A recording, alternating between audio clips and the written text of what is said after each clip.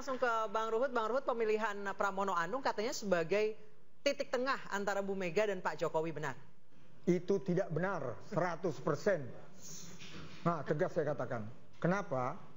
Itulah feeling seorang Ibu Megawati. Siapa yang ngira dia tarik Mas Pram? Dan Mas Pram itu memang arsitektur politik. Apalagi kadang-kadang kita masih menghayal kita DKI. Saya garis bawahi, kita sekarang daerah khusus Jakarta. Hanya arsitek lah yang bisa membenahi dengan konsepnya. Siapa itu? Pramono Anung. Pramono didampingi, saya katakan tadi, eksekutor Rano Karno. Jadi cukup dekat dengan Pak Jokowi, hampir 10 tahun jadi menteri. Saya pun dekat. Sekarang masih dekat? Semua. Sekarang masih dekat? Sekarang enggak lah. Karena saya tegak lurus sama Bu Mega. Saya tegak lurus sama Bu Mega. Apapun Ibu Mega ketua umum saya, Jokowi teman saya.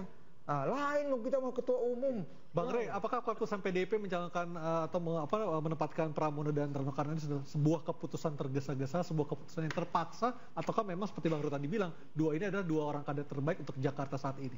Yang saat mata kita dengar itu kan adalah pidatonya Mas Pram kan. Ya. Mas Pram mengatakan ya dari awal saya tidak disiapkan untuk Jakarta. Dan tiba-tiba dibilang Ya.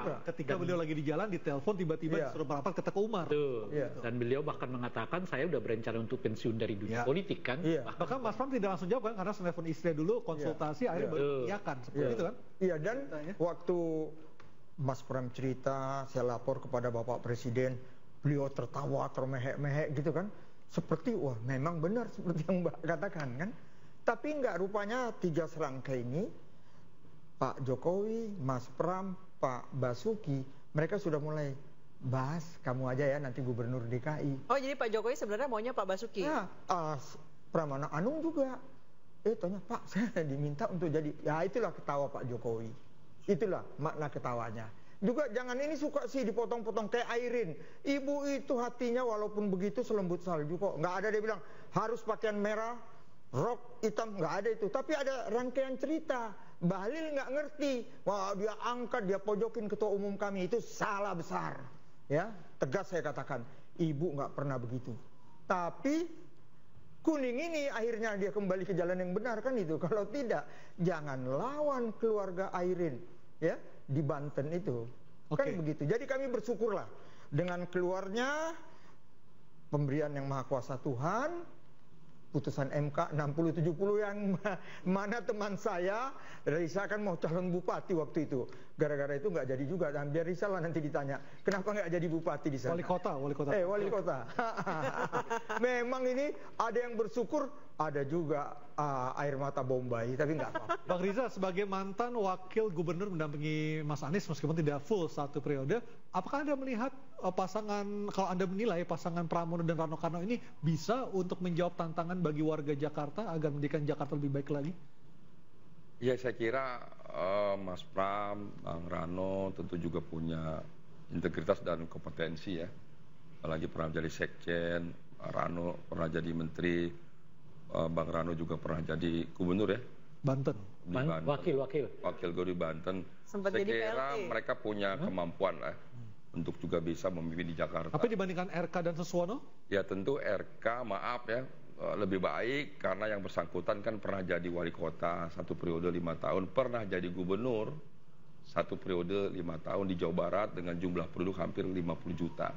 Jadi tantangannya lebih berat daripada di Banten. Tentu melihat dari pengalaman dan tantangan dengan segudang prestasi, Bang RK punya prestasi dan kemampuan yang lebih baik. Jadi Anda Dasar yakin? itulah juga kami kenapa mengusung Bang RK dengan Suswono yang juga mantan menteri di kabinet SBY yang lalu. Jadi Kim Plus sangat yakin bisa menang 1 putaran di Pilkada DKI Jakarta? Insya Allah kita bisa menang di 1 putaran. Memang Jakarta ini berbeda ya, dia harus 50 plus 1. Tapi kami optimis dengan bekal pengalaman, prestasi, jam terbang dari pasangan calon dan partai-partai pengusung dan pendukung, insya Allah Bang RK dan Suswono Bang Ariza, akan tapi menang di Jakarta. belum mulai kampanye, tweet lama Ridwan Kamil ini sudah dikorek-korek. Biasa, itu juga itu yang namanya Indonesia Jakarta ini kan kalau bicara medsos mendunia. Nah, itu orang kita nih diem di kamar, di kantor, di mana-mana ya, di kafe, di warung, tahu-tahu main tweet aja. pagi, siang, malam. Jadi itu biasa. Itu bagian dari dinamika politik, bagian dari demokrasi yang kita hormati. Tapi Pak Ridwan Kamil kembali mengakui kepada rakyat. Pak Ridwan Kamil mengakui ya bahwa pandangan dia akan orang Jakarta ketika itu seperti itu. Ya saya tidak tahu persis ya detailnya sampai seperti itu. Tentu semua punya latar belakang. Yang saya yakini adalah Bang RK ini kan orang yang punya integritas, punya kompetensi, pengalaman, juga di lingkungan santri, sekolah juga jauh sampai ke Amerika. Tentu punya visi, pandangan yang jauh ke depan untuk kepentingan bangsa dan negara.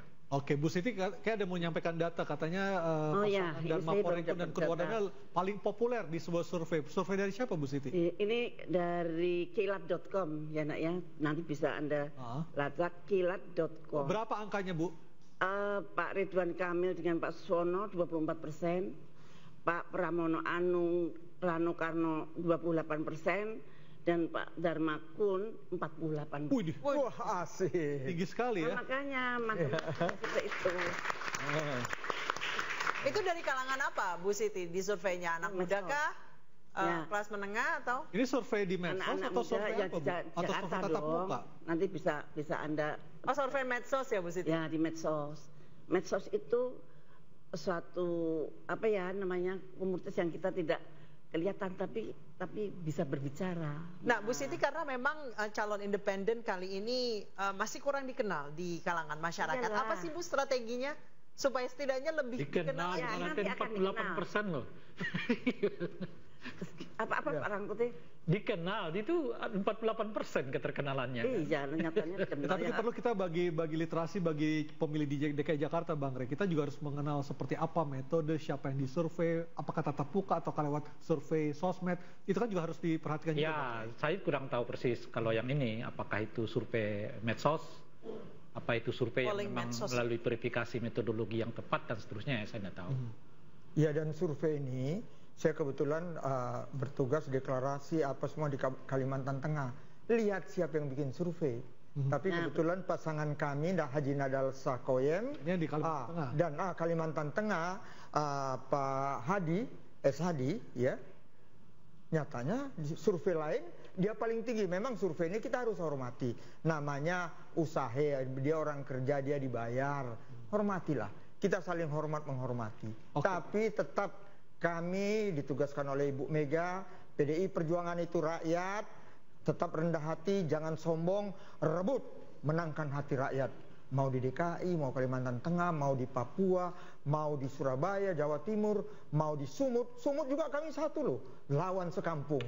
Tapi nggak apa-apa, suara rakyat, suara Tuhan. Dari Bu Mega sendiri melihat kalau independen ini saya kira ada dua momentum di mana namanya naik.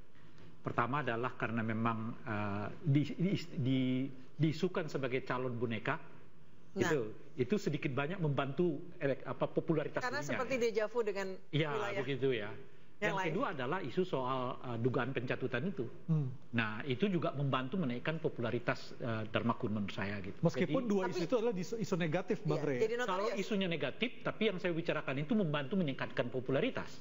Gitu.